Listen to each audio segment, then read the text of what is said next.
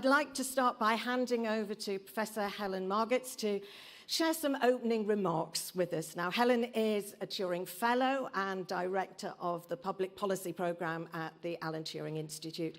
She's Professor of Society and the Internet at the University of Oxford, and her research specialism is e-government and digital era governance and politics. Helen, over to you.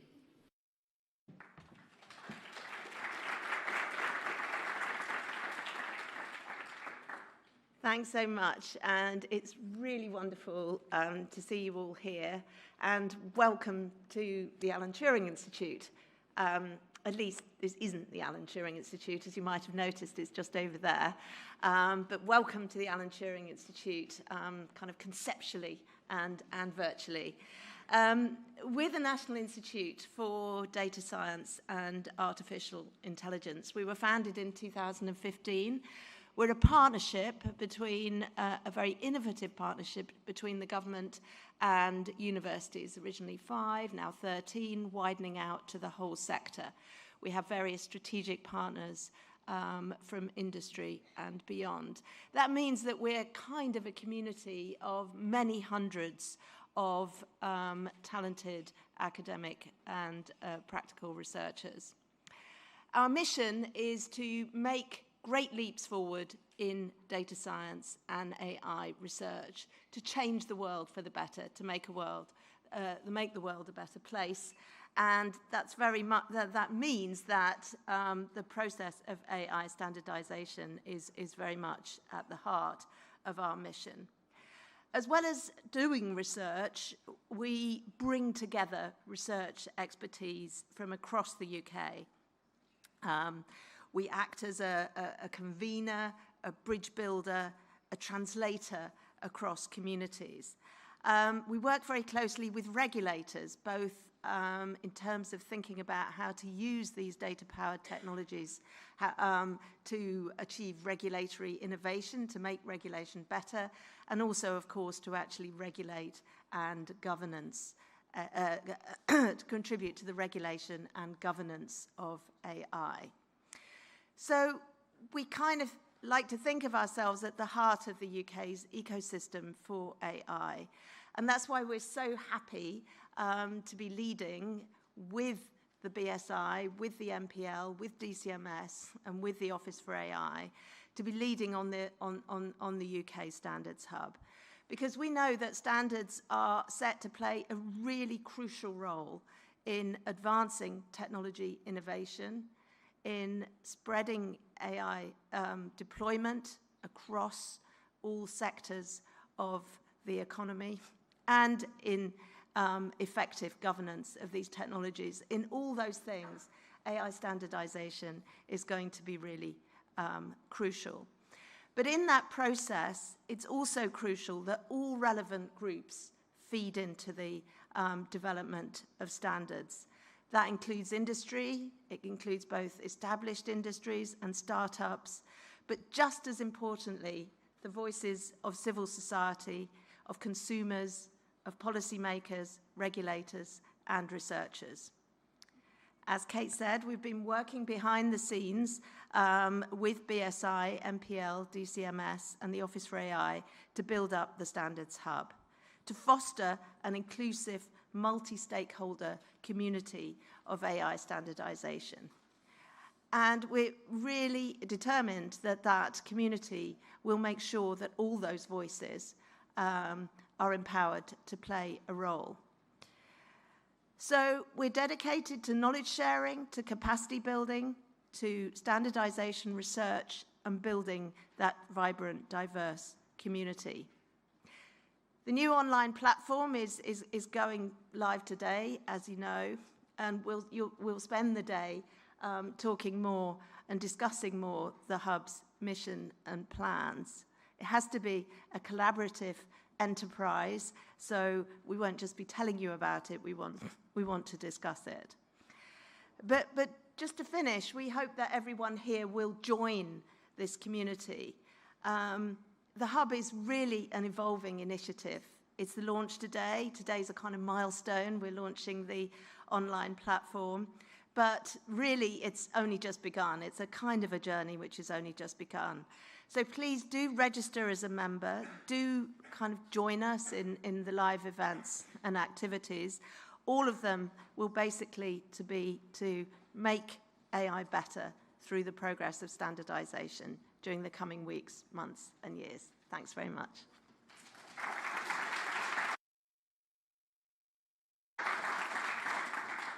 And thank you very much, Helen. I'm just glancing over. Has a minister appeared? Not quite yet. So let's move on to the next agenda item. Yes. We've heard that the AI Standards Hub is a partnership between the Alan Turing Institute, the BSI, and NPL. And in this next session, we're going to be hearing from all three of the partners about the motivation for setting up the hub and what we can expect over the coming months.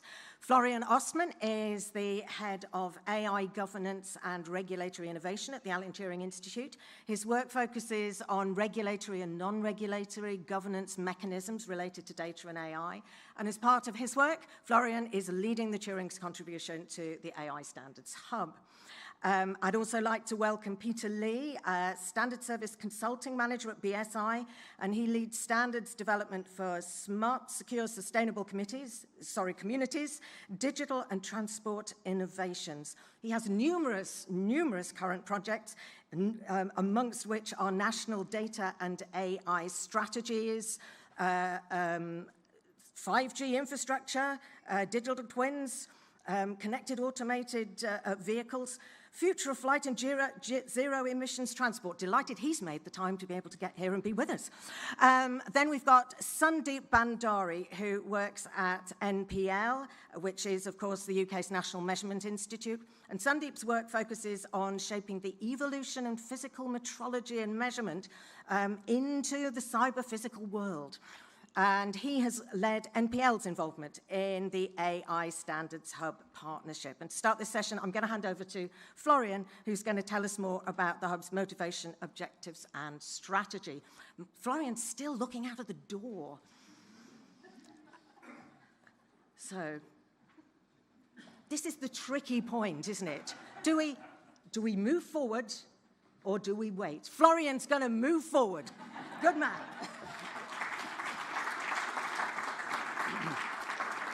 All right, thank you very much, Kate, and good morning to you all joining us in the room and joining us remotely. I couldn't think of a better way of illustrating the agility with which we're planning to approach the AI Standards Hub work going forward. Very delighted that you were all able to join us for this big milestone in building the initiative. As Kate mentioned, we've been working behind the scenes for several months, almost a year in fact, and we're very excited to be able to share this moment with you and tell you more about what the hub, what the mission behind the hub is, what its objectives are, and then what the strategy is going to look like going forward, what will be coming. So I'll spend the next 15 minutes or so giving you a summary of the journey that we've gone through in building the hub, and then I'll be delighted to be joined by Peter and Sunny for a conversation that brings in BSI's and NPL's perspective to this work. Let me start with the motivation for building the hub. Why did we decide to build a standards hub for artificial intelligence? And I will start by saying a few words about what we mean by standards in the context of the hub's work, because as we know, the word standard can mean many different things. What we mean, and I'm sorry, I'm just realizing I should have advanced my slide.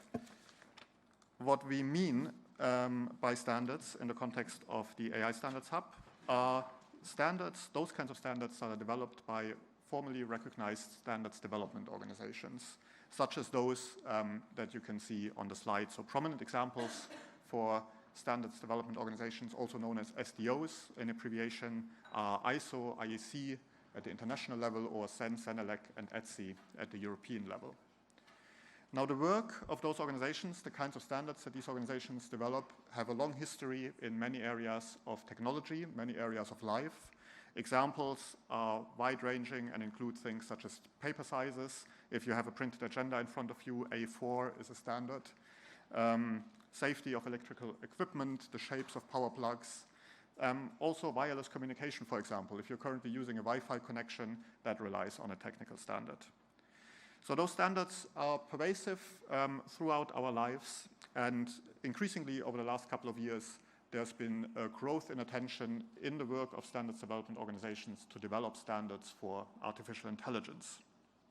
And that's the background for the motivation for this initiative. But why is this important? Why should we care and get excited about the prospect of developing standards for artificial intelligence? Why does this topic matter? I'll keep this relatively high level because throughout the day we'll have an opportunity to hear more about the various functions and benefits that standards can serve. But I'd like to highlight two important aspects that Helen also already foreshadowed in her remarks. On the one hand, standards can play a very important role as a governance tool for technologies, and in this case for AI. So they can play an enabling role, for example, for quality and safety assurance.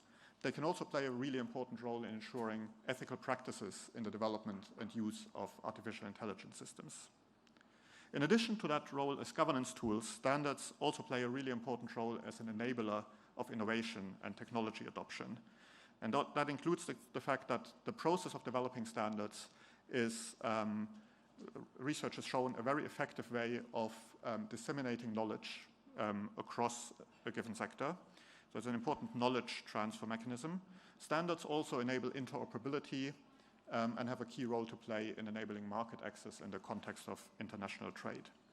Now, all of these different roles that standards can play for artificial intelligence have been recognized in recent years in various policy outputs, including the examples on this slide.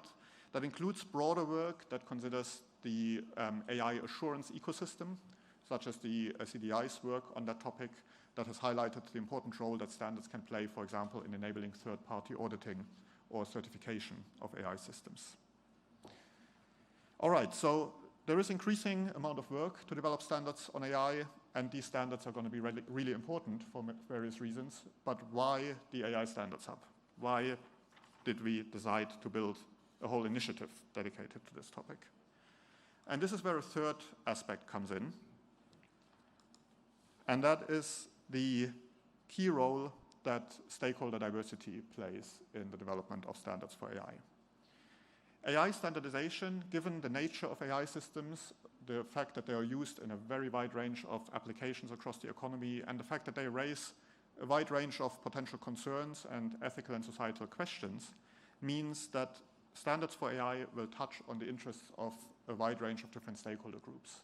Obviously, that includes stakeholders developing or using AI systems, but it also includes civil society, consumer groups, regulators, and academic researchers. Now, we know that not all of these groups are traditionally equally strongly represented in the development of standards, and that is one of the driving motivational background elements for building the AI Standards Hub.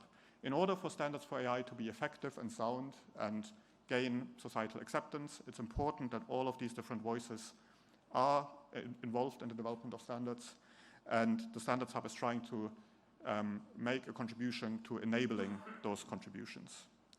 That it applies particularly to those groups who are traditionally less involved in the development of standards, but we also know that all groups really, even those with experience with standardization, have started to struggle to keep up with the development landscape for standards for AI because it's quite fast moving, it's increasingly complex. And so across all stakeholder groups really, the motivation for the hub is to help various stakeholders to play an active role and to overcome obstacles that may prevent stakeholders from playing an active role in this landscape. Now this brings me to the second part, which is a short summary of the objectives for the AI Standards Hub. Now at a high level, the mission of the AI Standards Hub is to advance trustworthy AI, specifically by unlocking the role that standards can play, as I mentioned, both as a governance tool, but also as an innovation enabler.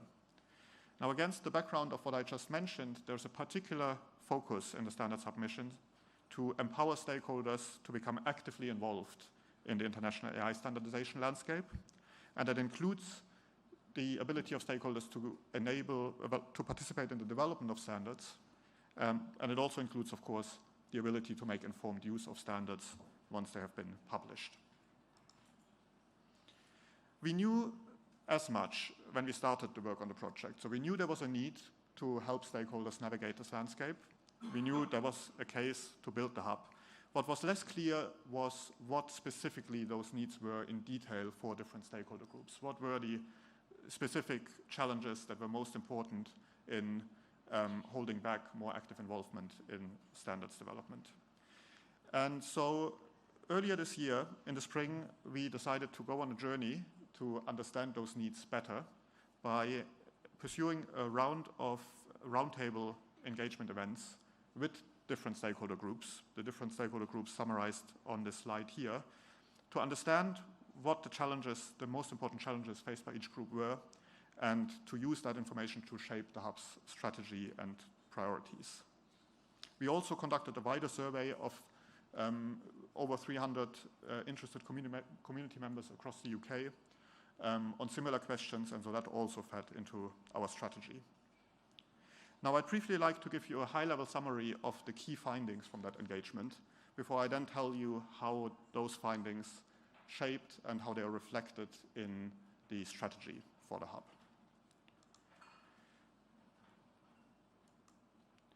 The first important key finding is that across stakeholder groups that we engaged with, there was a wide perception of a perceived capability gap, in the sense that on the one hand, all groups recognized the importance of AI standardization as a topic. They all recognized the fact that there was a strong case for them to get more actively involved. But at the same time, they had a clear sense that their current levels of experience and current levels of knowledge fell short of what was needed to engage successfully. That initial finding, in a way, sort of very much confirmed the starting hypothesis that gave rise to the idea to build the AI Standards Hub. As a second key finding, we discovered that across all groups, there was an overwhelming interest to shape standards actively, to get actively involved in the development of standards rather than just engaging with standards or using standards once they have been published. And once again, that very much aligned with what we had initially assumed the mission of the hub would be. But the findings also showed, once again, that across all groups, for a majority of participants, there was a perceived lack of the experience needed to do this effectively. And we then started digging down a bit further, as I mentioned, into the details of what were the main factors, the main limitations that different stakeholder groups thought were most prominent in their when it comes to their challenges in navigating AI standardization. And there are 4 key challenges that came out of this that I'll briefly summarize. And those 4 challenges were really at the center then for us to shape and form out the details of the AI Standards Hub strategy. The first challenge is a fairly simple one, but it really came out as the strongest challenge across all groups. That's the perceived lack of easily accessible information about the standards landscape for AI. That includes a perceived lack of information about what standards are being developed, what standards exist, so having a lack of this sort of bird's eye view, comprehensive picture, but also then a lack of tools that enable users to find those standards that are most relevant to their context. So for example, as an AI healthcare startup, how do I identify the standards that I should be most interested in? So that's the first challenge, easily accessible information.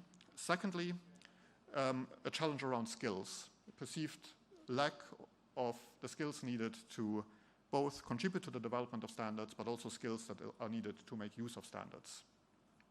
That includes 2 types of skills. On the one hand, it includes procedural skills or knowledge about how standards are being developed, how do I get involved in the development of standards. But it also includes substantive knowledge, the kind of expertise needed to be able to make a meaningful contribution to the development of standards. How do I judge whether a given standard is adequate? What should a standard be saying if I'm at the drafting table, for example? Thirdly, there was a sense, and that applied particularly to organizations with less historical involvement in the space, that it can be quite difficult to gain organizational buy-in for dedicating resources to become involved in standards development. So the challenge here is how do I explain to my organization why the organization should dedicate time and resources to contribute to these processes, or in fact to implement a standard that has been published and is relevant to the organization's work. And then last but not least, there's a challenge around a need for analysis and strategic direction. So that's again related to this fairly complex and rapidly evolving landscape and the fact that people have a sense that in order to meaningfully engage, there's a need to know where to place one's effort, which standards, knowing, for example, which standards are likely to be most influential, which standards are likely to be most widely adopted, to be able to place those efforts in an informed way. Just one second.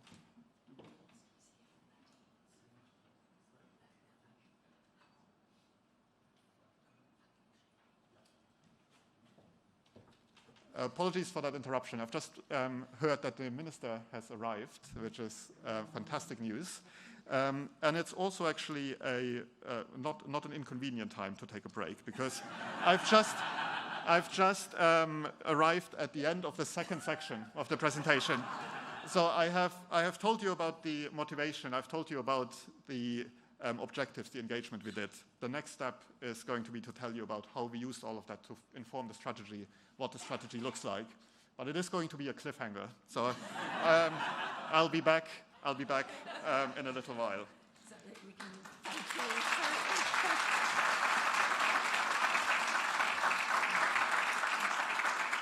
Thank you, Florian, once again demonstrating your agility and flexibility there. So I'd now like to invite the Government Minister, Damian Collins, to come and speak to us. Of course, last year, the government published its National AI Strategy, and it's great to have Damian with us. He's been the MP for Folkestone High since 2010, and in July this year, he was appointed the Parliamentary Under-Secretary of State for Tech and the Digital Economy.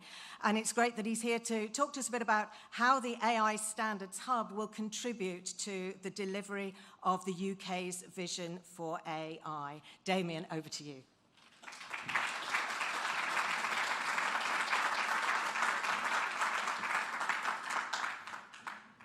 Good morning. I'm delighted to be here for the launch of the Artificial Intelligence Standards Hub. First and foremost, I would like to sincerely thank our host, the Alan Turing Institute, whose leading expertise on AI and data science greatly contributes to the UK's flourishing AI ecosystem. I'm also grateful to be joined by the British Standards Institution and the National Physical Laboratory. Today's launch would not be possible without your unique expertise on standards development and measurement standards.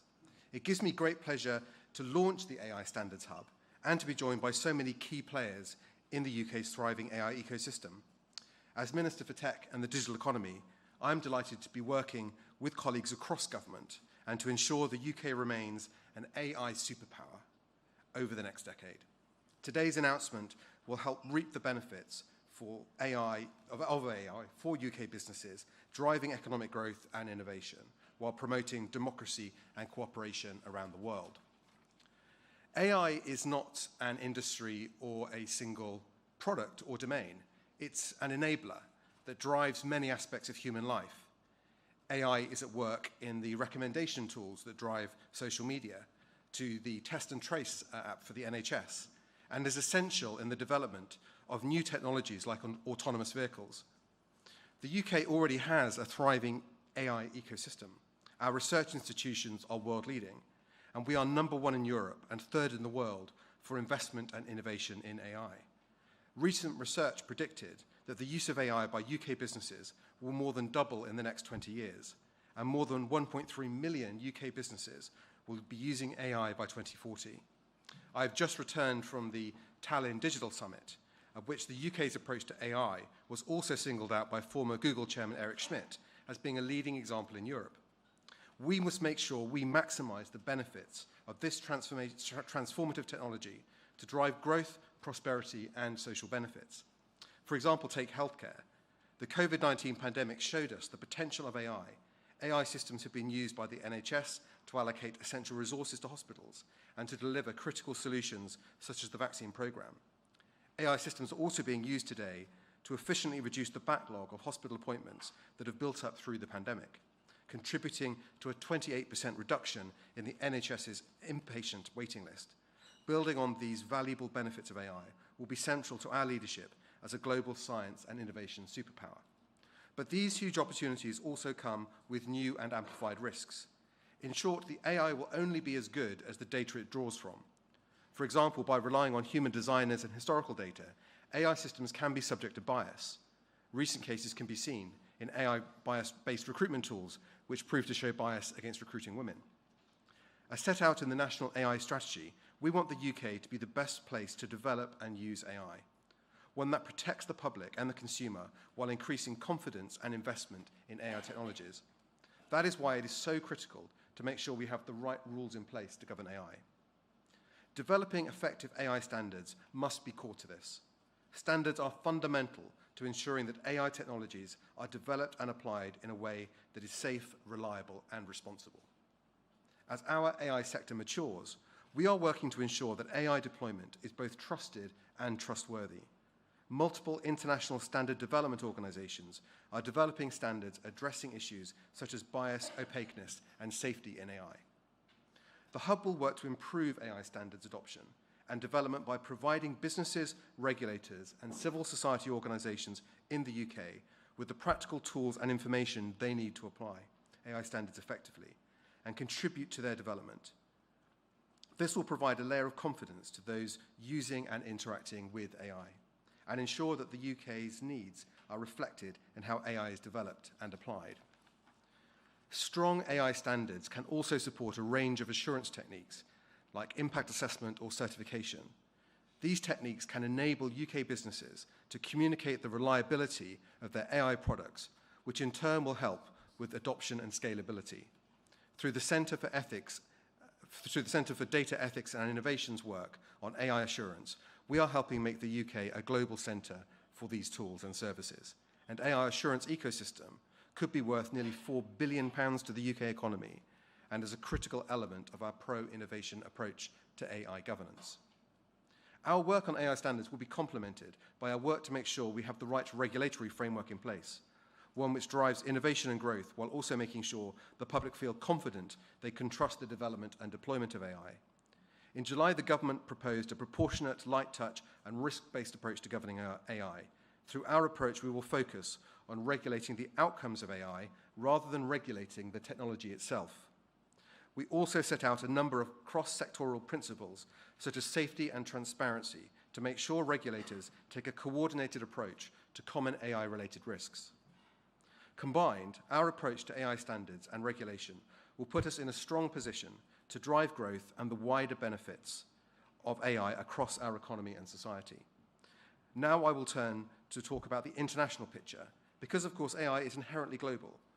We must make sure that AI companies can operate seamlessly across borders by ensuring interoperability and that we support international scientific collaboration. The UK is renowned as an AI superpower for its stable, innovation-friendly, standards-based approach. There is a real opportunity to build on this by proactively shaping the global debate on how we govern AI, and in doing so promote our values on the international stage. I hope we can be an effective supporter of other international efforts as well, like the AI sandbox being developed by the government in Spain. Today is therefore an exciting day. The Hub will be a huge contribution to ensuring the UK democratic values are reflected in how AI technologies are designed, developed, and deployed across the globe. The Hub will support the UK businesses and organisations to navigate the international AI standards landscape, share expertise and ideas, and engage with the development of global AI standards. Our commitment to international collaboration will help us grow the UK voice in international AI standardisation.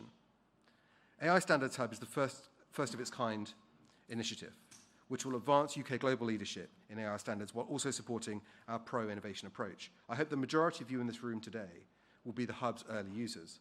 It marks an important step in laying the foundations for an effective governance regime for AI, so we can deliver on our vision to drive growth, responsible innovation, and unlock the huge potential for AI in our society. I'm looking forward to seeing the impact of the Hub on creating a strong and engaged AI standards community in the UK, and wish everyone a successful pilot. Thank you.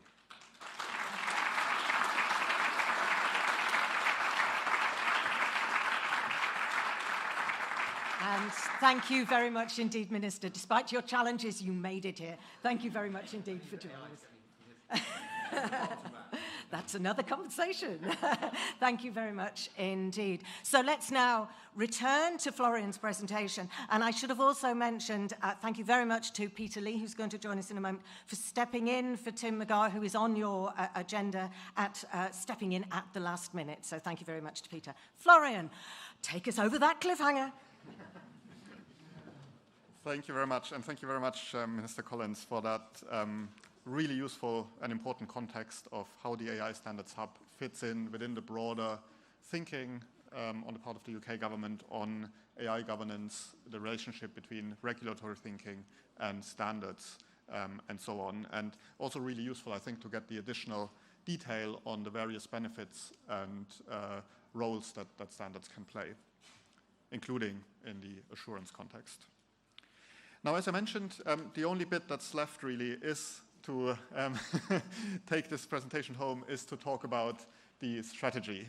So I mentioned earlier, just as a brief recap, we did this engagement that highlighted the fact that there is a significant range of shared challenges perceived across stakeholder groups in terms of obstacles for becoming more actively involved in the AI standardization landscape, the lack of easily accessible information about the landscape, the skills needed to become actively involved, securing organizational buy-in, and the need for analysis and strategic direction. Now, we took all of that input that we gathered through the roundtables, through the surveys, and thought really carefully about how that should shape the Hub's priorities and what the Hub should be doing in detail, what the activities of the Hub should look like. And a big part of that was the development of the online platform for the AI Standards Hub that we are very excited to be launching today. I won't go into too much detail on this now because we'll have a separate demonstration of the website later on. But I'll just say briefly that a lot of thought really has gone into the website, especially around the interactive features that the website has to offer. And the website really is meant to form the backbone for the variety of activities and objectives that the Hub will be pursuing. And we're very excited to be able to launch it today after all of this hard work, and hope that before too long we'll see all of you popping up there with your user account and be able to engage with you virtually. But let me take a step back from the website and just tell you at a slightly higher level what the strategy of the Hub looks like. Now, that strategy essentially relies on 4 pillars that we have defined for the Hub's work going forward. The first pillar is what we're calling the observatory. And that takes the form primarily of 2 databases that you will find on the website. One database is dedicated to AI standards that are under development, as well as relevant standards that have already been published. The second database is dedicated to AI policy documents published by the UK government, other official sources in the UK, but also official sources in other countries from around the world. Both of those databases are quite unique in scope. We don't think there's anything quite comparable out there. But we're particularly proud of the standards database, in part because of the interactive features that we've built in there. That includes the ability, for example, to follow standards that are under development and to then receive a notification once the standard becomes available for public consultation, for example, or also get a notification when a standard moves from one development stage to the next, so for example, when a draft standard is published in its final version. So that's a feature we're quite proud of. There are also a variety of ways for users to indicate whether they've been involved in the development of a given standard, whether they've used it in their own work, and to signal that to other community members. Once again, we'll hear a bit more about that and get a first look at it during the demonstration later. The second pillar is the pillar of community and collaboration. So this is where the Hub, in recognition of the fact that standards development is fundamentally a participatory and a stakeholder-driven process, will aim to bring stakeholders together, bring the AI community and the standards community together for conversations around how to advance AI standardization in different areas, on different topics, thinking about how to coordinate in terms of making voices heard in the standards development process, also thinking about where the priorities are for the UK economy, for example. And that takes the form, on the one hand, on the website, the form of various interactive features, so there'll be online discussion forums and other ways to engage on the website and pursue collaborative discussions and problem solving. And there'll be an important in-person and live program of events. We'll hear more about that program and the content of that this afternoon when we'll be launching the Trustworthy AI theme. That's going to be the thematic focus of the AI Standards Hub over the coming months. And we'll tell you more this afternoon about the substance, the content of the events and the live activities that we're planning within that theme. The third pillar is the pillar around knowledge and training. So that very much is a response to the skills challenge that we identified during the engagement. On the website, that's going to take the form of e-learning materials in the different areas of knowledge that I highlighted earlier. In addition to that, there will be a program of in-person training events to complement that. And then finally, there's a pillar of research and analysis, which very much responds to this need identified during the roundtables for strategic directions, for guidance on which standards are most likely to be influential, where is it worth to concentrate efforts in terms of engaging with the development of particular standards. So the Hub will pursue a program of strategic research, looking at the landscape, analyzing the landscape, identifying priorities, looking at gaps, and so on and so forth. Those are the 4 pillars, and that almost concludes my presentation. The last element that's really important to emphasize in describing the strategy is, of course, the group of organizations that have come together in building the Hub and in delivering the Hub. So there are 3 key organizations involved, as we've already heard: the Alan Turing Institute, the UK's National Institute for Data Science and AI, the British Standards Institution, which is the UK's national standards body, and the National Physical Laboratory, which is the UK's National Metrology Institute. And in a sense, we'll hear more about the different roles of these organizations in a moment. In a sense, these are the 3 key angles that are relevant to successful development of AI standards: the communities that each organization bring together, the experience and expertise that we bring together, the AI angle from the Turing side, standards development angle from BSI, and the measurement angle from NPL. So that's the team that's working on this initiative, and we're of course working closely with government, both with the digital standards team in DCMS and with the Office for AI, and we'll also hear more about the work that those teams are pursuing later this afternoon. That concludes my presentation, but I'm delighted that I'll now be joined for a few minutes by Peter and Sunny from BSI and NPL to hear a bit more about the angle that both BSI and NPL are coming from to this work, and have a conversation among the partner organizations.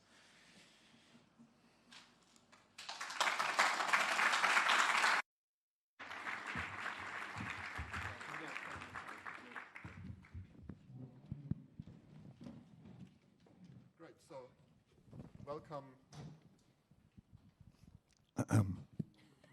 to the stage. Is this microphone working? Yeah, okay, sorry. Yeah, thank you. It's a switch from the different type of mic to this one.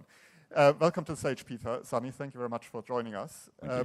We have a very diverse audience today, I think, coming to this topic from different backgrounds. So we have people primarily coming to this from an AI background who may know little about standards or little about metrology. We, of course, have others who will join us from a standards background or metrology background. But perhaps, and that might be my own bias, for people who are coming to this from an AI background primarily, it'd be really useful to hear a bit more about BSI's and NPL's mission and function in general, and sort of the angle that your organizations are coming from to this initiative. Peter, perhaps you'd like to start. Thank you, Florian, and good morning, everyone. And for those further afield, good afternoon. So BSI, we are the national UK standards body.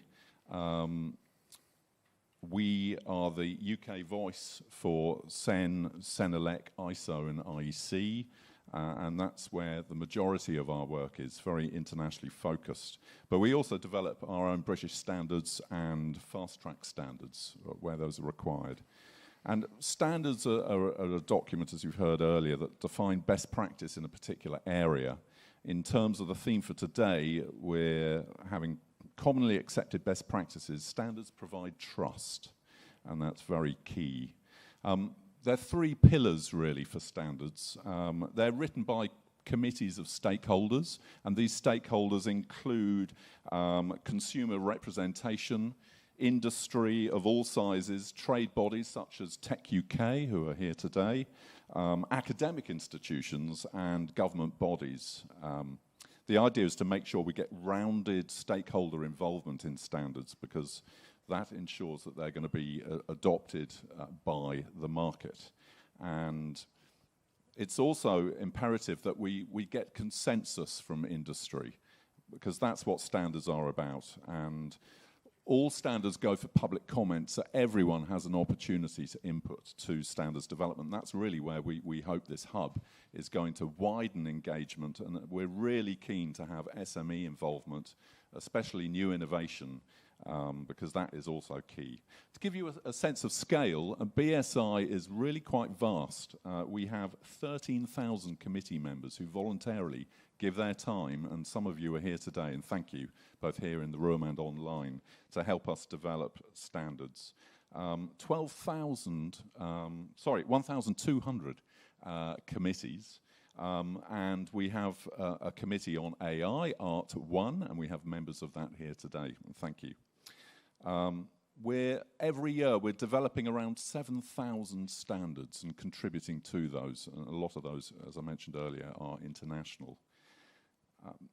We have many established committees. There are around 40 committees for digital standards in areas like blockchain, cybersecurity, cloud computing, etc. And 95% of our work has a European or international focus, especially the case for digital areas, as you can imagine. It's not just in the UK. However, we also do international work, and it's a significant role in leading international work programs. So we're delighted to support this initiative as the UK's national standards body. How do I follow that? Good morning, everyone, and thanks for joining us today. So my name's Sunny. I'm from the National Physical Laboratory. For those of you that don't know, metrology is different from meteorology, so we're not about the weather, we're all about measurements.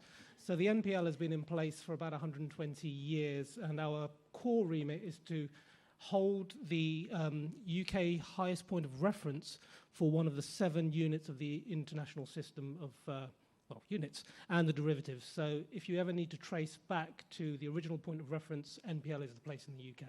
To put that into plain English, what that means is if you want to know what a volt is for a piece of hardware, or you want to know what a second is for position, navigation, and timing, or for time synchronization, NPL is the place that has that highest point of reference. To put it into even plainer English, is if you want to know that that pint of beer is actually a pint, or that bottle of wine does have a full 750 millilitres in it, we underpin all of that through a traceability chain that feeds throughout the UK. We have about 1,200 scientists now. About 5 years ago, I was sitting here saying about 500 scientists, so we've grown a lot over the last 6-7 years. And we're doing a lot of new things in new areas, but also have been doing a lot of things in what we consider to be new areas now. So, for example, we've been working on quantum science for the last 20 to 30 years. So it's a lot of the fundamental research that goes on before you get to the paper standard at the other end, because from one perspective, how do you measure what's happening in the R&D pipeline as you get towards a standard? And then from the other perspective is how do you measure what's coming out and then what it says on the tin is actually what's happening? So NPL's core role is to underpin economic and societal confidence, and that's where we come at it. So for the past 100, 120 years, we have had the physical assets. If you want to know what the kilogram is, we have that. How do I measure the quality of data, most importantly? And then how do I measure the outputs from an AI algorithm? How do I trust it? Now, that's a big kettle of fish. Most importantly, a lot of the work we do on behalf of the UK has to be agreed internationally, and standards is very important on that point. But most distinctly is we're a part of the value chain with BSI and others, which is all about the measurement standards that then feed into the paper standards. So I'll stop there.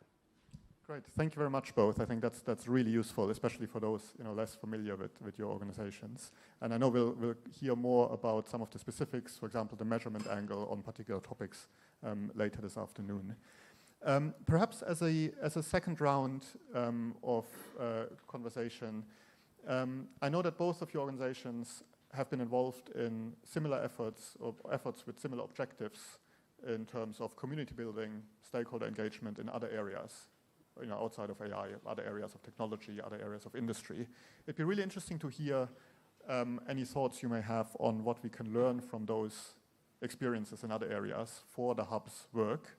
And then perhaps also to conclude, I think I've shared enough about my enthusiasm for the time being, but based on your experiences in other areas, what are the parts of the hub's work and activities that you're most excited about? Shall I go first? So BSI has developed similarly to MPL. We've been engaged with industry for around 120 years to get consensus around key industry activities and where industry is moving forward. So recently we worked on with the Centre for Digital Built Britain, the National Digital Twin Programme. We built a digital twin hub, an online community similar to this. It didn't have standards built in it per se as a big observatory, which is a new feature of this community, but we did help grow that community to over 3,000 industry professionals, practitioners in industry who were sharing ideas and concepts and challenges around moving towards digital twins and sharing of data. And in fact, BSI's experience in this space goes back about 7 years around data.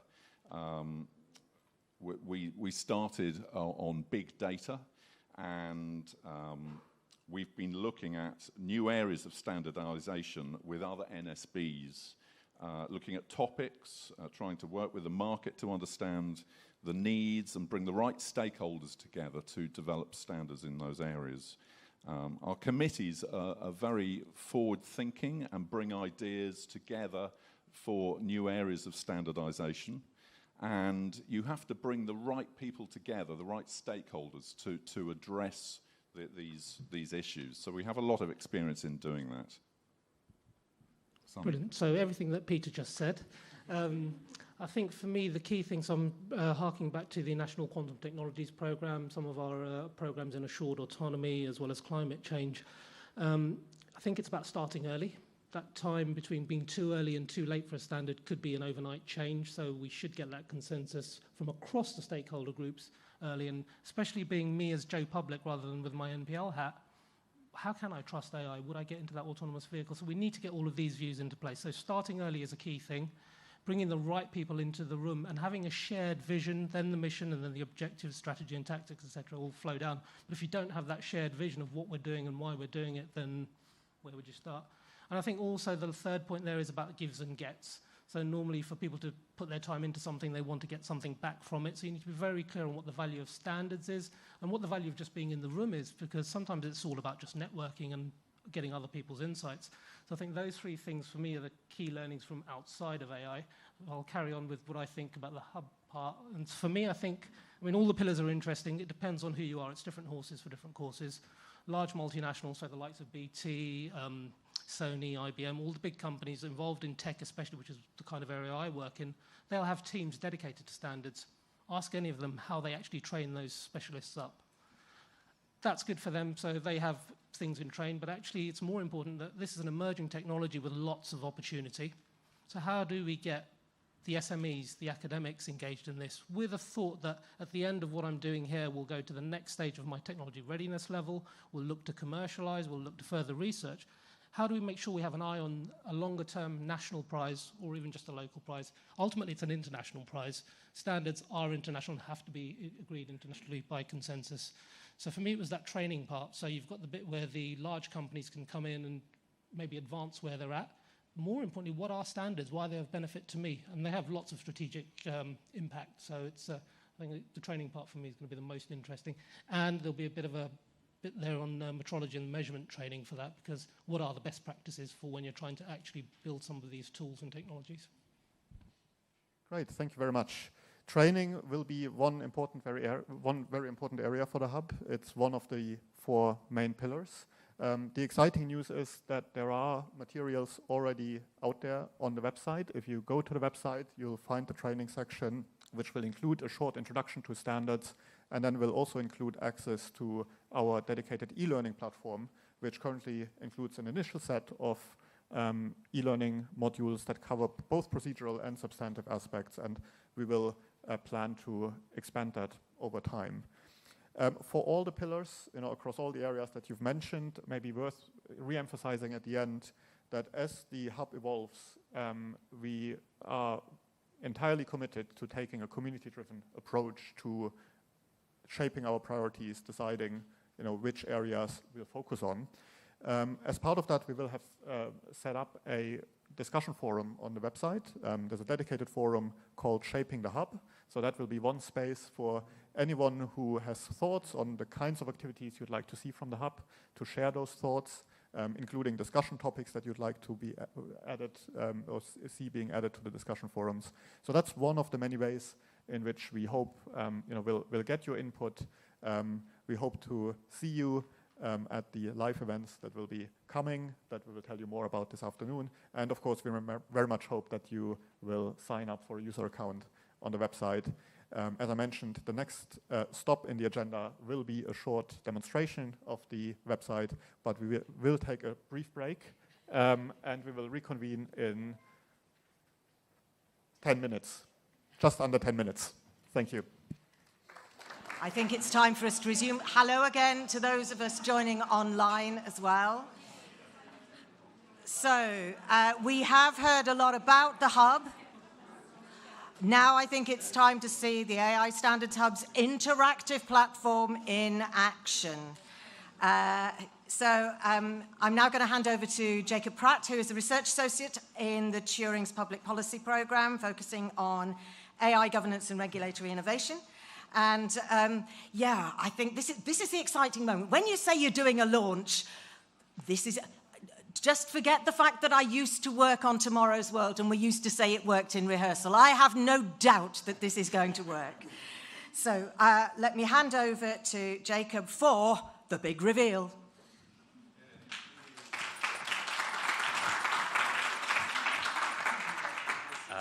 Thank you. Thank you very much, Kate. No pressure, I guess, from the introduction. Yes, I'm really excited to share with you the online platform for the AI Standards Hub today. And so a reminder that it is live right now, so you can go ahead and access it. For those of you online, I would recommend doing that. For those of you in the room, might be a bit rude, but wait, something to do at lunch, perhaps. And so as Florian discussed, the needs from the roundtables that we held really showed a really strong need that people wanted a way to identify relevant standards to their area of work. And so from our expression of interest form, 67% said they would be very interested in some kind of standards observatory, with an additional 20% saying they would be interested. So there's a lot of we uncovered a lot of needs for that out there. And you can kind of see why. So if you're in industry or academia, standards are built, they're based on consensus, they're based on expert opinion, and with a variety of stakeholders involved, so they're really useful. And if you're a member of a civil society organization, then you might be looking to prioritize your impact and looking for horizontal standards. And so the kind of website is going to help you to do that. And so we're going to take you through the standards database online, with the kind of coming from the eyes of someone in industry, particular startup, and then someone in a civil society organization as well. So we're good to go. Cool. So here we are. So maybe you are in industry, working in the autonomous vehicles sector. This is the standards database. You can search kind of autonomous vehicles in there. And maybe you're interested in safety in particular. It's a very important topic. And so you kind of can scroll through and filter by safety. This shows that there are 11 standards that are highlighted. Maybe you want ones that are free to access if you're a startup. And so here it kind of highlights 6 standards that you'll be able to look through. You can see that all of these are published, and you might want to scroll through and see that actually this one looks the most relevant to my needs, so I'm going to click into it. So each standard has its own page on the site. There is a bit of a kind of an overview of information about that standard. This one is free to access, so if you click on this link, on the BSI link, you get taken to the page where you can download that straight away. Additionally, you can see other relevant standards, so reference standards. So even just by finding one standard, you can then kind of splinter off and find lots more that might be relevant to your needs. There are also kind of functionality on the site that allow you to identify if you've used the standard. So maybe you're new to this, but these people have already said that they've used it. And so you might be able to strike up a conversation with them either on the platform or in real life about how they found using that standard.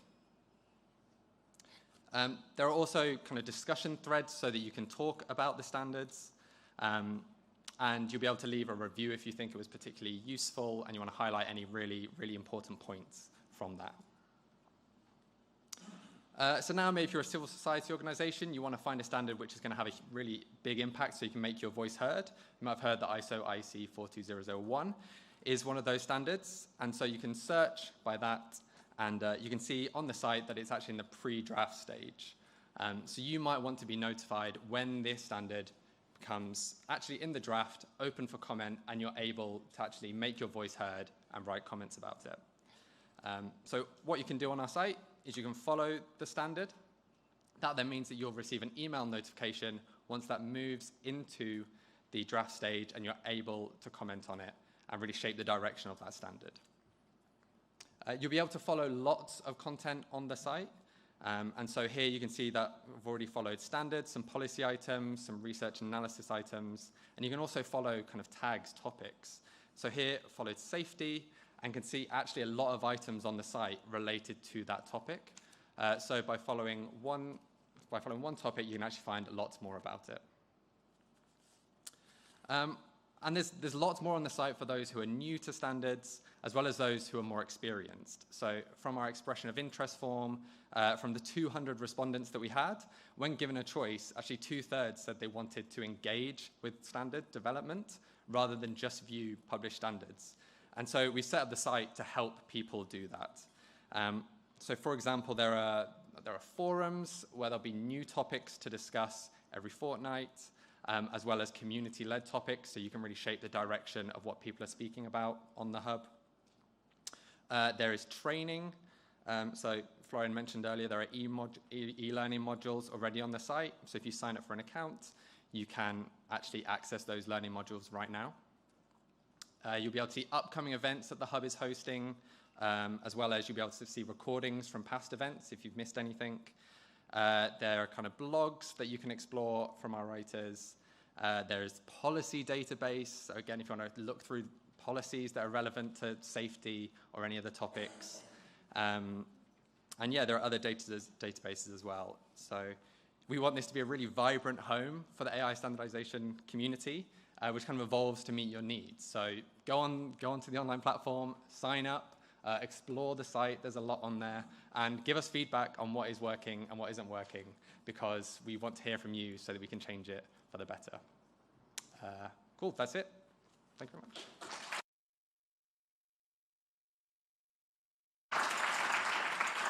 Lovely. Thank you very much indeed, Jacob. Yeah, a bit of a glimpse, I'm sure. Over lunch, we'll be able to all go in, have a look, and see where it feels relevant to the viewpoint that we're coming from. Now, as we've heard, a core part of the mission of the AI Standards Hub is taking a multi-stakeholder approach to standardization. And so I'm delighted that we're now going to be able to have a panel of representatives from the Hub's key stakeholder groups about the role of standards in AI and how they hope to benefit from the mission of the Hub. So can I invite to come and take the... I'm just going to say a quick thing about these chairs at the front. They might not be the most comfortable. Please bear with us. Apparently, it's useful to stay with these chairs so the people online aren't looking above people's heads. It gets people to the right height so that we can see what our panelists are saying. So apologies to the panelists if they're slightly uncomfortable, but thank you very much. Susanna Odell is from the Confederation of British Industry, the CBI. She's Deputy Director Digital, which she leads the CBI's digital and technology team, which works to create a thriving digital economy in the UK, supporting businesses in investing in, developing and adopting technologies, and leading industries of the future. So, Zanna, do come and join us. We've also got with us Karen Coxon of the Financial Conduct Authority, the FCA. She is Deputy Chief Economist and Head of Social Data Science and leads an interdisciplinary program integrating economics, data science, and behavioral science to understand markets, design policy, and to improve FCA internal operations. Now, her work also looks at FCA's role within the Digital Regulation Cooperation Forum, the DRCF, which we're going to be hearing a bit more about. It's a recently established collaboration between 4 regulatory bodies in the UK, the Information Commissioner's Office, the Competition and Markets Authority, Ofcom, and the FCA. Our third panelist is from one of those groups. It's Gordon White. He's Director of Technology Insight. Do come and join us. Director of Technology Insight at the Competition and Markets Authority. He oversees the CMA's Technology Insights team, which provides technologist input into CMA cases and monitors emerging technologies. And he leads a program developing its capability to analyze and audit firms' socio-technical systems, and is the lead sponsor for the DRCF, that is the Digital Regulation Cooperation Forum workstream on algorithmic processing and looking at how regulators can support algorithmic transparency and the algorithmic auditing ecosystem. And finally, let me introduce Anna Thomas, the co-founder and founding director of the Institute for the Future of Work. Now, this is an independent research and development institute, explores the impacts of technology on work and working lives. As part of its mission, one of the Institute's focus areas, which I'm sure we're going to hear more about, has been the use of AI in workplace applications. So here are our panelists. I'm going to ask some questions initially, but if we have got time, we will be taking questions from people in the room and online, but to make it fair, we're only taking them via Slido, okay? So if you want to ask questions, we're not doing waving the hands. Please go to www.slido.com. Is it up there?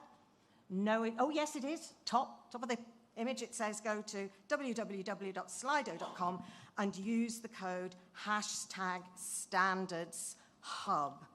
So, right, now let me, I'm now moving on to technology because we keep updating the things that we're wanting to talk about. The first thing really is, from each of your points of view, from your organizations, where does AI come in, and particularly what is the importance of AI standardization? And I'm going to start with Susanna, if I may. Why is the CBI interested in this topic? Thanks very much. Oh, it's definitely on. And I didn't quite fall off the chair, so that's a good start. It's great to be here. So why is the CBI interested in AI standardization? Well, for those of you who haven't heard of the CBI, we are the UK's largest business organisation. We represent about 190,000 businesses across the UK economy. So that's businesses of all shapes, all sizes, all sectors, across every kind of English region and the devolved nations as well. And so really we exist, our mission statement is a transformed economy and a better society. And really AI obviously is a key part of that. I think particularly if you look at where we are with the economy at the moment, that kind of macroeconomic view, it's really clear that we need kind of long-term high levels of growth. And AI is one of those technologies that's really going to support us in doing that as an economy. We did some number crunching last year and found that it's likely that AI diffusion across the economy could add 38 billion in UK GVA. So really some big numbers there. So where does kind of standardization come into that? We know that AI has a real opportunity for lots of different sectors, but the standardization point is really part of that governance picture. So when firms are thinking about adopting or developing AI, having the kind of field in which to play, knowing what some of those guardrails are and what best practices, really enables firms with confidence to say, okay, I'm going to invest in this technology, or I'm going to develop it, or I'm going to build my AI team. So it's about having those kind of, having the guardrails, the kind of rules of play, which can be really helpful. Yeah. And because you have links with so many companies, you sort of acting as a point of trust to say, yes, do get involved with this. Exactly, and I think for a lot of companies, well, every company has a slightly different need from AI standards, and I'm sure we'll talk about that a bit later. But I think particularly some of those key ones are around trust that we've already talked about, and the Minister touched on as well. Kind of public trust that actually, when you're getting in an autonomous vehicle, it's safe, or actually, from a healthcare perspective, actually your data is being used in an appropriate way, and as that relates to AI, whether you're designing a new building using AI technologies, actually is that safe? So I think there's a public trust perspective, which is absolutely vital if we are then going to get those economic benefits from AI. Thank you. Anna, it's going to be interesting to hear about the point of view of the Institute for the Future of Work and your take on the importance of AI and particularly the role of standards. Thank you. Could you use the microphone? Yes. We are an independent research and development institute and a charity working at the intersection of civil society, academia, policy and industry to shape a fairer future of better work in the context of what's the most significant technological transformation since industrialization. And so our programs span shaping a just transition, good work for well-being, equipping the future workforce, new models of work, all areas in which standards could play a significant contribution. The significance of standards has recently increased, we think, with our emerging AI strategy and the relatively light touch approach, while recognizing that AI needs to be responsible and safeguard fundamental values. So in the workplace, which is increasingly recognized as a major human-AI interface with really profound impacts on the nature of work, the conditions of work, the quality and models for work, we think that responsible AI and that sort of responsible standards too are ones that move in the direction of improving, creating and improving good quality work for as many people as possible. And so that means designing, developing, deploying AI and standards with that goal in mind, because it's not sort of happening automatically. Zooming out to the big picture and the sort of economic climate at the moment and the cost of living crisis too, it's particularly important, the agenda of responsible AI, and that we start sort of downstream and broaden our concept of responsibility and those engaged in it as much as possible. That's because the benefits of this technological transformation in AI are perhaps trickling down less than other transformations because of the nature of the technologies. They're sort of they're less capital intensive, they're less likely to be integrated into local economies, and sometimes there isn't a middle through which it can reach people. So the inclusive development of standards conceived as broadly as possible is hugely important as a stepping stone towards that. Thank you.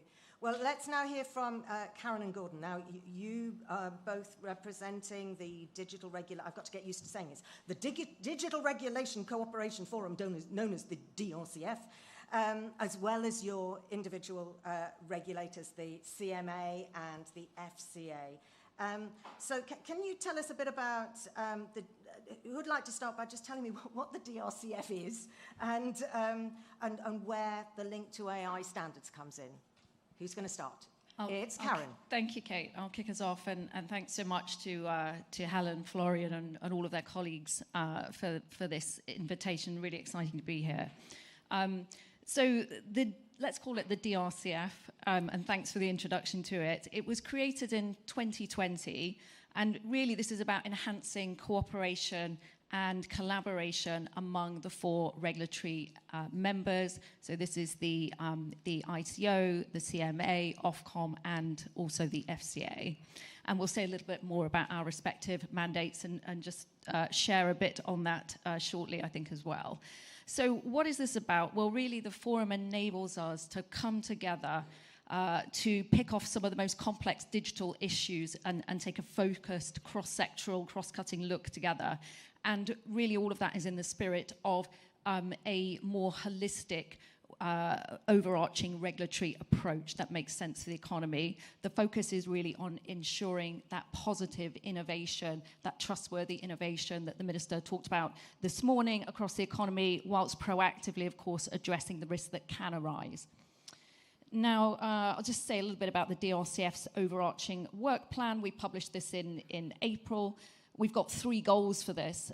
Promoting greater coherence so that the regimes that we individually have as they intersect, that we as the DRCF can really help to resolve any tensions that may arise there and provide that clarity that individuals in industry are seeking, that we can come together to pursue collaboration on areas of mutual interest, and we'll talk about some of those areas and one in particular in a moment, and that we can, lastly, we can work together to really build the necessary capabilities for ourselves as regulators.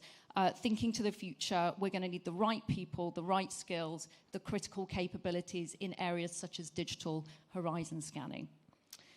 Now, one of the key areas of DRCF work is algorithmic processing or algorithmic processing systems. What do we mean by that? We mean the processing of data by any automated system. It could involve AI applications, machine learning. It could involve some simpler statistical models and approaches. We worked together on this topic last year and published 2 discussion papers in April sharing some of the insights from that work. The first was on the potential benefits and harms from algorithms, providing that cross-cutting, shared perspective across the 4 regulators. The second was on auditing algorithms, and here we were reviewing the existing landscape today, the potential role of regulators, and having a look at the future outlook there as well. So I'm going to hand over to my colleague Gordon now, who's going to tell you just a little bit, I think, about the focus this year. Thanks, Karen. And yes, thanks for inviting me. It's great to be here. Continuing on from the work that we did last year, we're aiming to do 3 things. Number 1, continuing to do that vital knowledge sharing and improving our capabilities around analyzing and assessing algorithmic systems and essentially doing very similar activities to algorithmic auditing. So this includes, behind closed doors amongst the regulators, sharing experiences from cases, knowledge about techniques and various approaches. Number 2, we are continuing our work in researching the third-party algorithmic auditing and assurance ecosystem, very much building on the work that the CDEI have already done in this space. And we're assessing where regulators can play the most valuable role in how this emerging ecosystem and market can develop. The third thing we're doing this year is we're researching and promoting effective transparency in the context of procurement of algorithmic systems. And potentially we'll look to publish some best practices in this area. Maybe I'll just draw out 2 interesting points on how standards fit into this.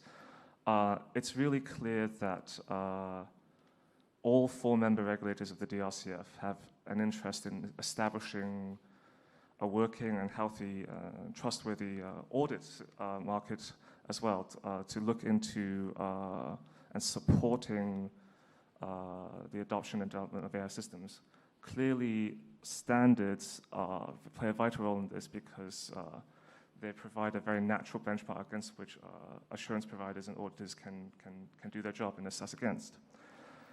Another thing I guess I'll pick up is we have a natural interest in seeing how any, and this is probably a little bit more in the future, but if there are any specific benchmarks or performance standards in this area used in sort of auditing and testing relevant AI systems in our remit. We want to make sure that we have our say, we're in the room, and that we are confident that they will ultimately support good outcomes for citizens and consumers. So that's the DRCF in general. What about your individual organisations? Do you want to say? Sure, thanks, Kate. So let me say a little about the FCA's work on AI in financial services. So I think the start point here is just to talk about our mission, and that really frames everything we do and our focus. So we regulate financial services here in the UK, and our overarching aim there is to ensure that the markets work well. So what do we mean by this? Well, you can unpack that into protecting consumers, promoting effective competition in their interest, and enhancing the integrity and resilience of the financial system overall.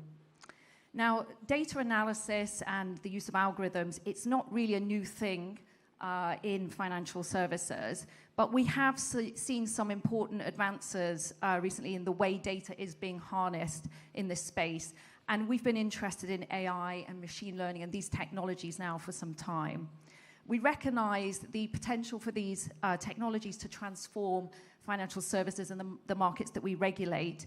They, on the one hand, they hold great promise for consumers and good market outcomes to make services more efficient and effective, more accessible, more tailored to the customer needs when you think about all of this powerful prediction technology. On the other hand, of course, they can, at the same time, pose some novel challenges. There could be new risks. There could be the amplification of some of the existing risks to consumers and good market functioning. As well as working with the DRCF on some of these cross-cutting issues, we have been working very closely with the Bank of England on AI in financial services specifically.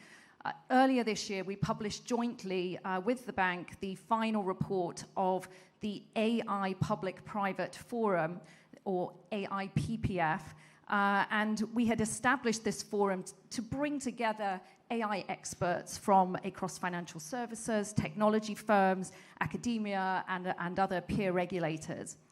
The focus there was on understanding the practical challenges that can arise when you're thinking about the safe and responsible adoption of AI in UK financial services. This engagement was really insightful for us. It made clear as well that there's a real desire for regulators to play a role here in supporting the safe adoption of AI in this context. So we've been building on this work. Together with the bank and the PRA, yesterday we published a discussion paper on AI in financial services. Do please take a look if you're interested in this sector and context. So what does the DP or discussion paper do? We're focusing there on the key questions now for UK financial services regarding the future of regulation of AI in this space. We've got aims for the paper to deepen understanding of how AI is really affecting the markets that we regulate, provide clarity around the existing regulatory framework and how this already applies to AI, but also to understand whether additional clarifications would be beneficial or indeed whether there are gaps to address. So we really welcome feedback on the questions that we posed in the paper. Do please take a look. The deadline is the 10th of February, 2023, so just a few months away. And on AI standards specifically, I would say that there are a few touch points in the paper. And we consider there that standards or codes of conduct may potentially complement the regulatory system. They may help firms to build some important trust among users in relation to their system. Industry technical standards may form a part of, if you like, the route to establishing some best practices that are helpful, signalling benchmarks of quality. So we're seeking views on which technical standards may be most useful in this context in the UK financial services. Overall, just to finish, I would emphasize that the focus from our regulatory point of view is really on the good ultimate outcomes for consumers and the markets that we regulate, and the proper accountability of firms and inside firms around these. So we're broadly technology neutral as a regulator. We're focused on those outcomes. We are seeing our existing governance frameworks, such as, for those that know financial services regulation, our senior managers and certification regime, as playing a significant role here in ensuring some of that accountability where AI or any technology is used. And firms really need to be developing approaches to AI in this context that are consistent with our regulatory principles, just as they would with any other technology, tailoring to the context and focusing on the outcomes. Any frameworks or guidance or standards on AI specifically could be helpful to the extent that it can help the overall attainment and validation of the outcomes that we are seeking for consumers. That this might be, for instance, fair value in terms of price and quality and suitability of the products and services. I think Karen has covered the next two questions I was going to ask. But I can see Gordon is nodding madly here. So in agreement, how does it sit with the CMA? Yeah, I think there's a lot of overlap in our mission. So the Competition and Markets Authority is a general economy regulator, unlike the FCA, but we have an almost identical mission. We're aiming to make markets work well, and we do this by enforcing competition law, enforcing consumer protection law. But in addition to these powers and functions that we already have, there are proposals to set up a new digital markets unit within the CMA that will implement a pro-competition regime for digital markets. And specifically, this regime will place specific obligations on firms that are designated to have strategic market status. What I mean by this is they have enduring market power over a market where they can control other businesses' access to their customers. So the aim of this regime is to really ensure a level playing field for competition in these sort of specific markets. I think that regulators are always interested in understanding the decisions that firms make, that they regulate, and the effects of those decisions on markets and ultimately their lawfulness. So as firms and organizations increase their automation of their decision making, including through the use of AI techniques, those decisions will affect what citizens and consumers are offered in prices, what content and options they get to see, how they're treated. And there are specific challenges around where these systems involve an element of continuous learning so that the behavior evolves through use. So as with the FCA, as with every other DRCF regulator, the CMA has recently invested in capabilities to effectively investigate and understand these complex algorithmic systems to ensure that then they're lawful and that the effects are not harmful for consumers in the market. Yes. I'm just thinking I need to make sure that we do involve everybody and the audience as well. Have you just got a couple of final points there? No, I'm happy to start. Yeah, okay, because we're hearing from the regulators, we're hearing from CBI representing industry, and we call you civic society. Is that the area that you sit in, Anna? Yes, civil society, yeah. And one thing that I'm aware, when we were looking at what the challenges are for the hub, is that each of these stakeholder groups comes from a very different perspective. I mean, hearing about the DLCF, it's all happening there. It's, well, there are discussion papers out, things are really engaging already. How is engagement going in terms of civil society, Anna? Yeah, that's a big question. So we've heard that there's huge potential for standards and there's a lot of nodding between us to enhance regulatory cooperation and innovation, both horizontal and vertical, to sharpen regulatory remits. We want to work towards consensus and improve adoption as well, ultimately, of AI, or at least signalling areas for key consideration when we know it's really uneven and that results are really uneven too. But in terms of how other organisations are engaged, it's a huge challenge. So the mission is fantastic of the hub, and the team have made a fantastic start with the ways in which the public and wider civil society can be engaged, given some fundamental challenges. So our work very strongly corroborates the conclusions of the consultation that there's a really huge capability gap, and that working people want to shape standards as well as be informed what they are, when they are, and that there's a lack of accessible information. And it's felt very, very sharply at work, and our surveys and the surveys of others really flag that working people often don't even know whether AI is used, or what or how it's being used, what the remit is, and let alone what the impacts are for an individual or group level, which is a huge challenge in this context. So we're already up against massive asymmetries of information. It's a challenge because standards are ordinarily not available for public or working people. So it's a fantastic step to pull together existing knowledge and allow people to comment and discuss about that.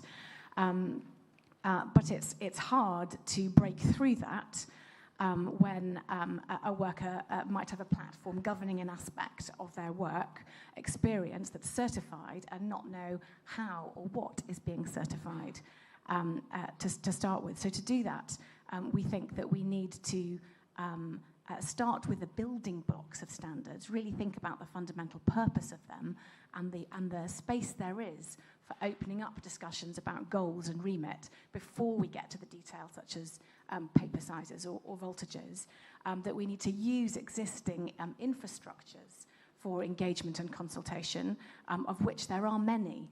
And for example, there's a fantastic TUC AI working group, and it's great to see Mary here, that works on that, although capacity is a tough one.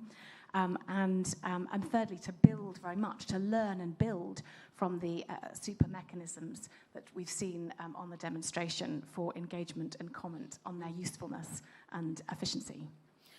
There are challenges ahead, but we're going to rise to those challenges. Susanna, what challenges do you see from your perspective? Yeah, thanks, Kate. Excuse me. I think there are a range of challenges, right? So Florian earlier, when he presented the slides, talked about all of the different kinds of stakeholder engagement that the hub did as it was being developed. And that was different companies, different sectors, different business sizes, so from the startups to the kind of scale-ups, SMEs, all the way to the large corporates. Also thinking about kind of who within the business, for example, is looking at standards. You know, are companies procuring AI? Are they developing it themselves? So there's such a huge kind of range, even just within the business community, of people who are interested, and what they're looking for from standards differs. I think what we saw when we did our kind of roundtables with the hub back in the spring was really that different sectors particularly are looking for different things from the hub and facing different challenges. So as I said earlier, if you're kind of in the insurance industry, actually the standards that you're looking for or might be around kind of transparency and trust, and how you can kind of mitigate bias and discrimination. If you work in the automotive industry or kind of transport, for example, it might kind of wider transport, it might be that safety is the number one thing you're thinking about when it comes to standards. So I think being able to navigate that and pick out the standards and the bits of the standards that are most relevant for your industry and your kind of challenge to solve as a business, whether you're procuring, whether you're developing it, has been kind of key for firms. I think also one of the key challenges we heard from firms was around the kind of best practice point on standards and the accessibility. Again, kind of Florian mentioned it a bit in his slides, but I was speaking to one automotive business back in the spring, and they were saying that they would go through the standards, that kind of, you know, they're long documents, often with some kind of legalese text as well, go through them and pick out the relevant bits and then have conversations with the development team on the back of that to say, actually, this is what you need to do, X, Y, Z. Imagine if you could have different industries or individuals within the same industry sharing best practice on that. So not every business is doing that in isolation, just the kind of value that you would get from that, the kind of the efficiencies from a business perspective, the best practice, sharing. So it's great to see that the Hub's going to be doing a bit of that and that you can kind of review the standards as well. I'm picking up on that. When I first I had a sneak preview. Yeah. When I first had a look, I thought what's really interesting is separating it out into these different sectors, different contexts, different applications, different strands, so that you can both see yourself in there and see where your perspective might fit, whether it's from the regulation point of view, whether it's from industry, whether it's as you know, a member of the general public almost, but also a way of being aware of the other areas that it exists in. So you're not just being fed the bit that's relevant for you, you can see where it fits in more broadly. And I suspect this is the importance of the collaboration. Collaboration can be challenging, let's be honest about it, but the advantage of working together is it can feel a more democratic process, and so it's not just the big stakeholders who are involved. We can actually be more democratic about it. Would you like to comment on that? There's nodding going on at the end. Maybe he just wants to nod. That's fine, Gordon, if you just want to nod. No, I'm liking a lot what I've heard, so definitely. So yeah, loads of people have talked about the opportunities, so I won't repeat those, but I guess from the CMA's perspective on some of the challenges getting involved in the AI standards process, we're very alive to the risk that standard setting processes may be dominated by the biggest stakeholders that have the most resources and people to send into the room. And ideally, standards are set, you know, with wide collaboration and in a sort of relatively neutral way by technical experts, but inevitably, if the governance around these processes aren't set up right, and if, you know, the barriers to participation are too high, then there's a risk that the output may overly reflect the interests of the established incumbents in the markets. So I'm very pleased that the AI Standards Hub has taken such a thoughtful approach to lowering some of these barriers to participation and enabling regulators that, like many other entities, struggle sometimes to get the right talent, to get the right people with the skills and capabilities to be able to participate meaningfully, to get started and to try to develop this capability and engage. There is a sense of doing things differently. We did hear from the BSI that there is however many thousands of people involved in developing standards, but I sense that here, because sort of different stakeholders have been brought in from really very different points of view, that is both an opportunity and a challenge. Big it up here. What's the opportunity? Give a bit more about the positive side. Oh, Anna's there with a microphone. Yes. Well, it is a challenge. We've heard about the ways in which it will be a challenge, but the advantage of doing it in a thorough way is that both the outcomes will be better. So all our work points to the fact that higher levels of information sharing and consensus and collaboration will lead to better outcomes and also build trust. And ultimately, that's one of the areas in which it's all about, and those are necessary building blocks to create a responsible AI ecosystem. Opportunities. Karen, what do you see as the opportunities from coming together like this? Thanks, Kate. I think many important points have been made, and I think Susanna, you were talking about the context sensitivity, if you like, which I think is both a challenge and a real opportunity. There's an opportunity to get very concrete and very specific, and I'm speaking now, quite broadly, thinking about the economy overall. What does it really mean to utilize standards to get to a really good outcome, and so that we, as a society, can reap the benefits of all of this powerful technology safely in a way that we can trust and have confidence in as consumers and individual citizens. So I think that's the big opportunity. I think some of the challenges are about, which I think the hub and the pillars, are a really positive step around. We've heard from stakeholders cross-sectorally that it's quite difficult to get the visibility just on what toolkits are out there, potential ways to think about this, speaking very cross-economy.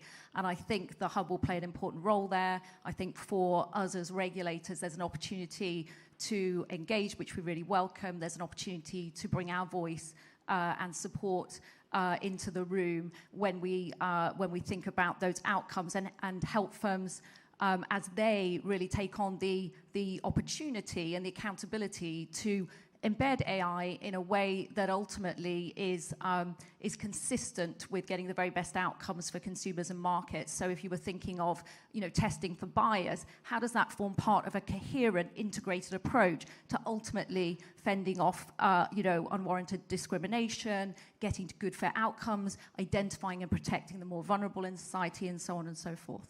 Now, I am going to say, I hope it's okay with everybody. I'm planning to go 10 minutes over into lunchtime because we started 10 minutes late. What I'd really like to do is take some of these questions. I can see people have been sending in the questions. I've got masses here. I'm not going to be able to deal with them all. I'm sorry.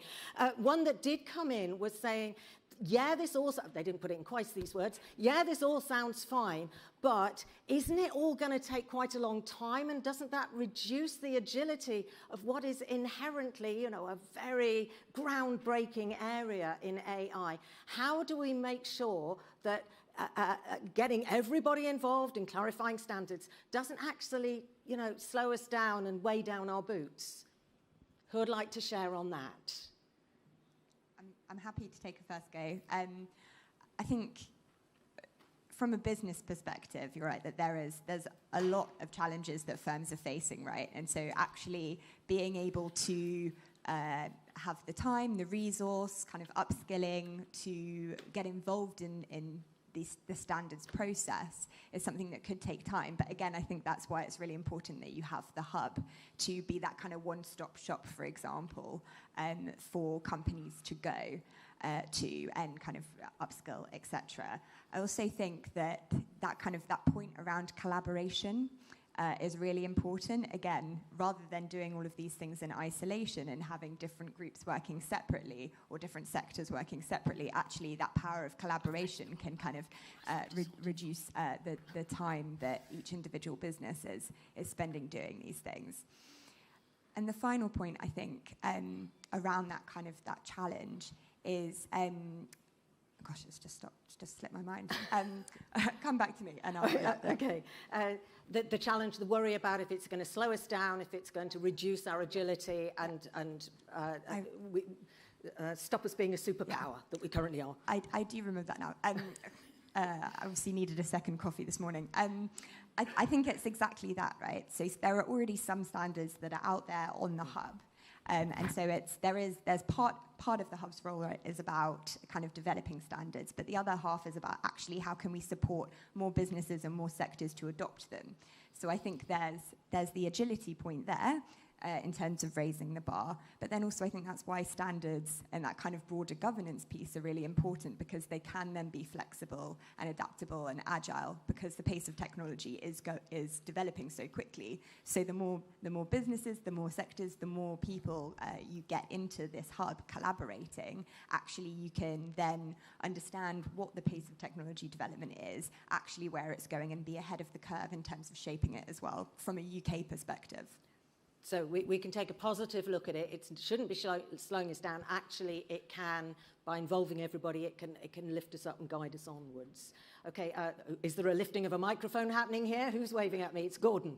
Yeah, maybe 2 points on that topic. So the standards setting process is often long and but you need to think about what the counterfactual is. There are lots of really good benefits that Florian talked about, and through having a well-functioning standards process, including sort of interoperability and establishing and promulgating best practice. I think the risks of perhaps in certain markets or sectors where firms have a big enough position where they can just feel like they can go it alone, and they and their in-house team or whatever develop products that become the de facto standard without that valuable and necessary input from a multi-stakeholder, consensus-based standard setting process. is not without risk and could, from a very parochial competition and markets authority perspective, help to entrench some market positions that may ultimately give rise to longer-term harms to competition, consumers. It's interesting. There's a question come in here, which is focusing again on making it democratic and saying standards shape the world just as laws do. How do we make them democratic? Stakeholders already know they have a stake. What about the public dialogue? So what we're saying here is actually it goes beyond traditional stakeholders. It goes beyond the people standing here. And how actually can we get a public dialogue going on with this? That might be one for Anna here. Yes, leaping back first of all to the question about not holding it up. I don't think we want, but coming straight to them to the second one, I think that we don't want to hold up AI adoption. It's a good thing. It has a lot. There's a huge potential, and we all agree with that. We just need a responsible approach to it, which means, in a sort of nutshell, a preemptive approach where you are cognizant of the impacts, you're aware of them, you assess them, and you take those into account as you deploy it, including in particular in work, the impacts on good work. So you don't need to wait for the standards necessarily. You do that and you inform the development of new standards, and you're aware of which ones exist and the gaps that become apparent in the course of that process. But going to the second question, it will need the person answering the question, I think, is right, and it will need, in addition, building on the information that's obtained through these fantastic collaborative tick boxes that exist in the hub, the establishment of sort of forums and mechanisms for wider stakeholder engagement. So it's really just a yes. Yeah, and of course it's interesting that we've just been shown the website, but actually that's just the backbone. There's a lot more. There's a lot of other things going on that are planned. There's the e-learning, the community, and the research and analysis. How easy is it to get people to feel positively about standards being something valuable to them? So we're saying it's important to have public dialogue, but we need to recognise that all the public that we're talking to will have a different standpoint. Give us some ideas about how we can, the people in the room and online, can help with that reaching out to help people understand the value of standards, but also how the AI Standards Hub can help. Oh dear, I've asked a tricky one there. I mean, my assumption is that the fact that the four of you all come from different areas, and we must have many different organisations represented here. My sense would be it's find out what you can take from it for the people that you engage with, but it doesn't have to. It's going to be horses for courses. It's not that everybody has to do everything. How does that resonate with you in your organisations? Yeah, I think some of it goes back to making the case for standards and why a business would use them, for example. And it goes back to that kind of trust and transparency point. We're not going to get the kind of AI diffusion across the economy or the benefits, healthcare, etc., public services, unless people trust that technology is being used in kind of an appropriate and trustworthy kind of responsible way. We talked about responsible AI earlier. And so I think some of that is about firms then having the kind of the confidence in what they're doing with AI themselves, what they're developing, what they're kind of procuring, what they're buying, to then go to customers and have that conversation and say, actually, you know, this is an international standard. A lot of work has gone into this. You know, across the industry, this is best practice. So you can kind of have more of those conversations with your kind of end users or your customers. So I think that's some of it. Also, kind of on a related note, the CBI did some work probably kind of 2 years ago now on AI ethics. And I think, again, the kind of standards point comes into that as well. We talked about the kind of 3 E's, kind of engaging, explaining, and again, the third one's gone. It's not my day today. Don't worry. But really, it's about how you have those conversations both with your employees as well, how you engage your customers, how you explain things in the appropriate way, both to your board, etc. So it's really, I think standards also comes into that broader conversation. It's really interesting. There's a point just come up here. How do we upskill technical folks to engage even more effectively with citizens? We know from, for example, healthcare that doctors need training to co-design with patients. I sense here that we're looking at the potential of the hub, but we're also recognizing that certainly the people on the panel and maybe the broader stakeholders can't solve it all. It needs to be, there needs to be supporting and upskilling the technical people involved for them to be engaging as well. How can we all play a role in that? Anna's there with a microphone, yes. Well, using existing forums and mechanisms and representative bodies is one thing. You said that before. Yes, she's saying it again. But also building new ones as well for this purpose that are multidisciplinary and multi-stakeholder. So building capacity and resourcing capacity in order to be able to, in order to see the importance and engage in that, and also perhaps focusing on interoperability of methods and approaches, and the different initiatives, the fantastic ones that the regulators and others are doing in the space. I'm looking here at the time. Actually, somebody's just held up.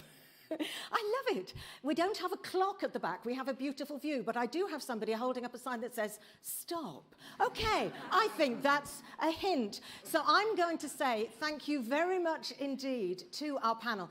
Very wide-ranging topic of conversation. I know we will continue to discuss this during our lunch, so can I just say thank you very much to Karen, to Gordon, to Susanna, and to Anna for taking part in this panel. Before we give them a round of applause, I'm just going to give an answer to one question that was here. How can we have the link to the system we've just seen? Yes, I would encourage you to go to the Hub's online platform at AIstandardshub.org. That is AIstandardshub, all one word, .org. And of course, we do want people to register for a free user account, sign up for the email newsletter, and there also you'll be able to keep an eye out for the Hub's upcoming events. So yes, we will break for about an hour for lunch, so I'll see you back for the afternoon session. We are going to be kicking off the Hub's work on trustworthy AI. It's something that's been talked about, trust. So now let's say thank you very much to the panel, and we'll see you this afternoon. Thank you.